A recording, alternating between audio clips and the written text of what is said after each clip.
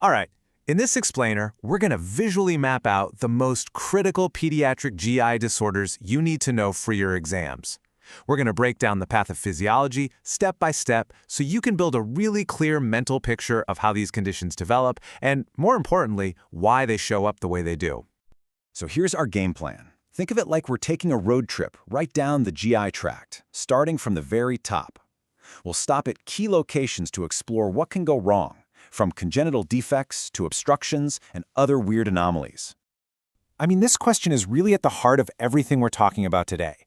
With congenital GI disorders, we're seeing how just one tiny error in that developmental blueprint can snowball into major, often life-threatening consequences for a brand new baby. Okay, let's start at the very beginning, the mouth and the esophagus. This is the front door for all nutrition, so if you've got structural problems here, the effects are going to be immediate and obvious. So what's going on here? Well, it's all about an incomplete fusion of facial structures. This is supposed to happen way back around the 4th week of embryonic development, and if anything disrupts that critical process, you can end up with one of these variations of a cleft lip or palate. And this right here? This is a perfect example of how anatomy directly drives function. That physical gap means the baby just can't create a proper seal around the nipple. No seal, no negative pressure, no sucking. And that feeding difficulty, that's your first huge clinical clue that something's not right. Moving a little further down the tube, we run into esophageal atresia. And this is a big one. The esophagus just stops. It ends in a blind pouch. But the really critical part, the part you have to understand for exams, is the type of fistula or abnormal connection to the trachea. It completely changes the clinical picture because it decides where air goes and where secretions end up. Now, this is a classic exam question differentiator. All you have to do is look at the belly. If there's a fistula connecting the trachea to that lower part of the esophagus, every breath the baby takes pumps air right into the stomach. Boom, a big distended abdomen. But if there's no connection, no air can get in, so the abdomen is totally flat, even scaphoid or boat-shaped. It's amazing. A simple observation tells you exactly what the anatomy looks like inside. All right, let's keep going. We're now at the exit of the stomach, the pyloric sphincter. You can think of it as a security gate. And when that gate's muscle gets too big and bulky, you get a major traffic jam, which leads to some really dramatic symptoms. This quote is the absolute #1 hallmark symptom of infantile hypertrophic pyloric stenosis. And for any exam, that phrase, non-bilious, should be flashing in your brain like a neon sign. Non-bilious. It means the vomit doesn't have bile in it, which tells you with certainty that the blockage is before the bile duct empties into the duodenum. It's just stomach contents coming right back up. So, let's visualize this cascade, step by step. First, the muscle fibers of that pyloric gate start to thicken. This makes the whole sphincter get bigger and harder, physically blocking the exit. Well, the stomach doesn't give up. It starts contracting harder and harder, creating these powerful peristaltic waves to try and force food through. But eventually, the pressure just gets to be too much, and whoosh, you get that classic forceful projectile vomit. Okay, we're now entering the intestines, and things get really complex in here. We're talking about a place where tiny errors in how the gut rotates or how its nerves form can create absolute life-threatening surgical emergencies.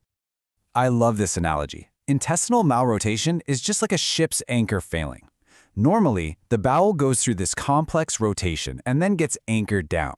When that fails, it's just floating around loose. This means it can easily twist on itself, creating what we call a volvulus. And that twist is deadly. It's like a kink in a hose, completely cutting off the blood supply and threatening the life of the entire midgut. Now, with Hirschsprung's, we're looking at a different kind of problem. It's not a physical blockage, it's a functional one. See that narrow segment at the end? Think of it like a section of a conveyor belt where the motor's broken. Stuff just keeps coming down the line and piling up behind it. And that backup is what causes that massive, dilated megacolon you see just before the broken section. And this right here is the why. A, ganglionic. A means without, and ganglionic refers to ganglion nerve cells.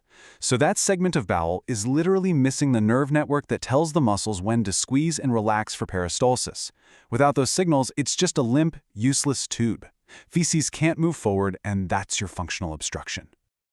Okay, here's another critical cause of intestinal obstruction, and this one is purely mechanical. In intussusception, one part of the bowel literally folds into the segment just ahead of it, just like you'd collapse the toy telescope. But the really dangerous part is that as it folds in, it drags its own blood supply, the mesentery, right in with it. And that telescoping kicks off this really dangerous cascade. First, the mesentery gets squeezed, which blocks the veins. With blood unable to get out, the bowel wall gets super engorged and swollen. That swelling eventually cuts off the arteries, leading to ischemia. The dying tissue then starts to bleed and ooze mucus, and that mix of old blood and mucus creates the classic current jelly stool. If you see that on an exam, you should immediately be thinking intussusception. All right, let's switch gears a bit. We've been talking about physical blockages. Now we're going to look at what happens when the very lining of the gut, the surface that's designed to absorb all our nutrients, is either under attack or it just isn't working right. So in celiac disease, you've got this perfect storm. A person who is genetically susceptible eats gluten, and their immune system basically freaks out. It launches a T-cell-mediated autoimmune attack. And what's the target? The body's own small intestine. The immune system systematically targets and destroys the villi, those tiny finger-like projections that are absolutely essential for nutrient absorption. And this image is just incredible because it shows you the problem and the solution all in one. On the left, you can literally see the destruction. The villi are flattened and blunted, the absorptive surface area is just gone. But then look at the right. Simply by taking gluten out of the diet, the gut has this amazing ability to heal itself. The villi grow back. It's a remarkable recovery. Cystic fibrosis, as you probably know, hits multiple systems, and its effect on the GI tract is devastating. The root cause is a faulty protein, the CFTR protein, that's supposed to regulate secretions. When it's broken, you get these incredibly thick, sticky secretions everywhere. In the pancreas, they plug up the ducts so digestive enzymes can't get out. And in a newborn, they can form this thick, cement-like meconium that causes a total blockage right from birth. Okay, to wrap things up, let's look at two really critical neonatal emergencies.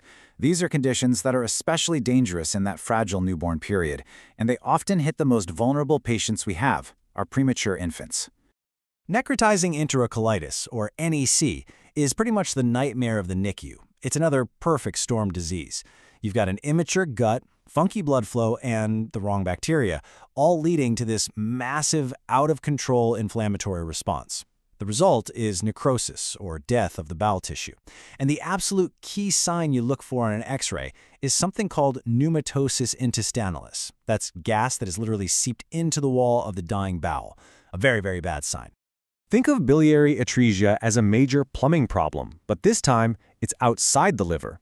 The main drain pipes for bile, the extrahepatic ducts, are either blocked or they just never formed. So what happens? Bile can't get out. It backs up into the liver, causing all sorts of damage and jaundice. It also means no bile gets into the intestine to give stool its normal color, and that's why you get those uniquely pale, clay-colored, or acholic stools. It is a huge red flag. So, after this entire journey down the GI tract, what's the big takeaway? It's that observing the most basic functions, how an infant feeds, the character of their vomit, and the timing and appearance of their stool, these aren't just details. They are powerful, critical clues to potentially life-threatening congenital flaws hiding inside.